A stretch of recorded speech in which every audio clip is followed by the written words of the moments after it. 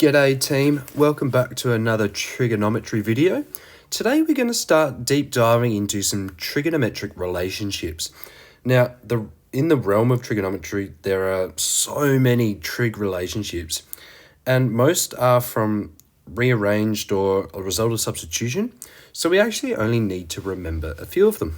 So, trig algebra is kind of what we're going to be looking at. It's just like regular algebra. If we've got like terms, we can just bring them together as usual. So, for example, 7 cos theta minus 3 cos theta.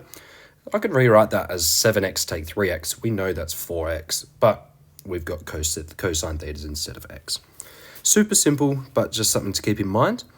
Now, there's a few angle relationships. So just a reminder, tan theta is sine theta on cos theta. Now, we've got the negative angle formula.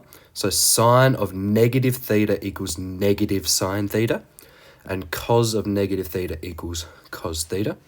We've got the supplementary angle formula. Sine of pi take theta equals sine of theta. Cos of pi take theta is negative cosine theta.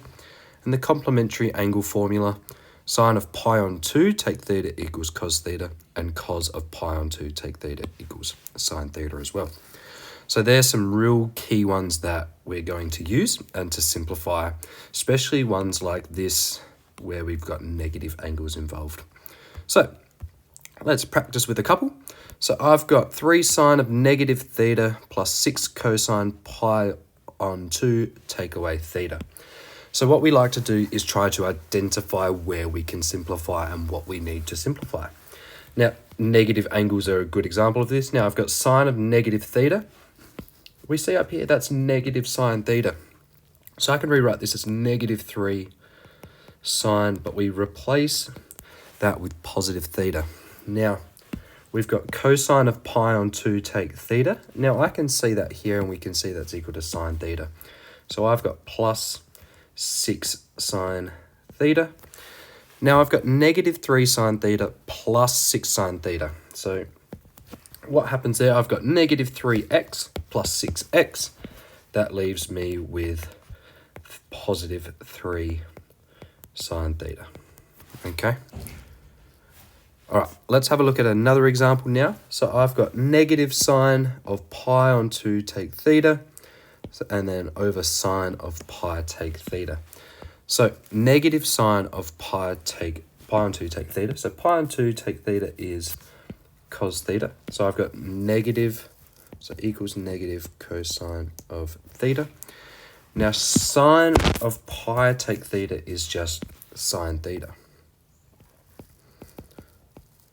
Now we have negative cosine theta on sine theta, but we know about inverse trig functions, and we know this is the inverse tan function, arctan. So I got negative arctan theta. And done. Okay, so they're just some simple ones. Now let's have a look at some other ones. So the Pythagorean identity. Now, a few videos back when I introduced the unit circle, I actually go through how to find this equation. Okay, so we've got our little right angle triangle in here on my unit circle. Remember, cosine theta is my x, sine theta is my y. And if we use Pythagoras, I've got this length squared plus this length squared has to equal this length squared here. So I've got cosine squared theta plus sine squared theta equals 1. We can rearrange this though and find cosine squared theta and sine squared theta in terms of one another. So cos squared theta is 1 minus sine squared theta. So we just take sine squared theta away here. And then if we do the opposite and take cosine theta away from this equation, we get sine squared theta equals 1 take cos squared theta. You can also derive tan squared theta plus 1 equals secant squared theta, and 1 plus cotangent squared theta equals cosecant squared theta. We're not going to go through those today, but we are going to be able to use them.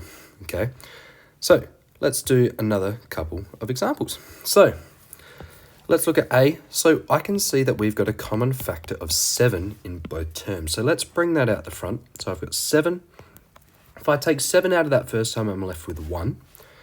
And then I'm just left with negative cosine squared theta in that second term. Now 1 take cos squared theta I've got here, and we can replace that with sine squared theta. So that is equal to 7 sine squared theta. And we can't simplify that anymore, so we leave that there. Let's have a look at part B now. Now this one's a little bit trickier to see, but I do have a common factor of cos squared theta. So if we're sort of replacing these with x's, I've got x squared, say y squared, plus x to the power 4. So I've got x to the power of 2 in both terms at least. So I can take that out the front. So I'm going to take out a factor of cos squared theta. So cos squared theta out the front. Now if I take cos squared theta out of this term, I'm just left with sine squared theta. And if I take it out of that second term, I'm left with cos squared theta. Now, that looks slightly different to our one here. This one we've got cos squared theta plus sine squared theta. This one we've got sine squared theta plus cos squared theta. It does not matter what order we have it in.